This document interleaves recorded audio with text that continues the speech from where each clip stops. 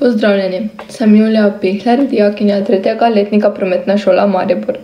Torej, predstavila vam bom življenje v dijaškem domu. En povprečen delovni dan v dijaškem domu se prične nekje okoli 6. ure, ko se zbudimo in pa oblečemo. Šola se prične ob 7:15, zato gremo nekje okoli 7. ure na zajtrk v jedilnico. Po zajtrku se odpravimo v naše učilnice. Pouk večinoma traja nekje do pol dveh, včasih se tudi prej konča, včasih pa dlje, odvisno v katerih pošolskih aktivnostih še smo.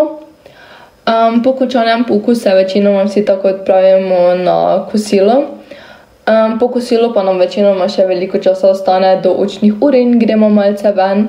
Če pa je slabo vreme, pa se večinoma dobimo v eni sobi in se malo pogovarjamo o današnjem dnevu, kaj imamo za narediti ali pa pač se na splošno pogovarjamo pač. Ob 3 pa se nam začnejo učne ure, te trajajo do 6.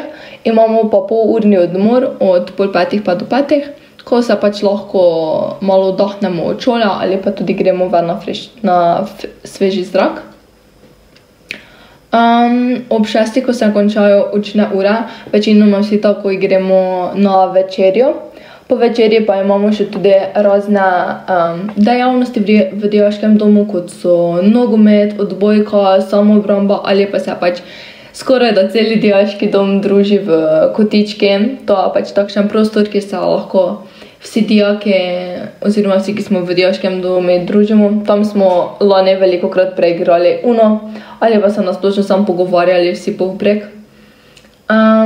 Za mene dijaški dom pomeni veliko olajšanje, ker sem z Ptuja in imam pač več časa za neke šolske dejavnosti še ali pa druženje. Normalno se lahko učim, ne da bi se učila na vlaku ali pa na avtobusu.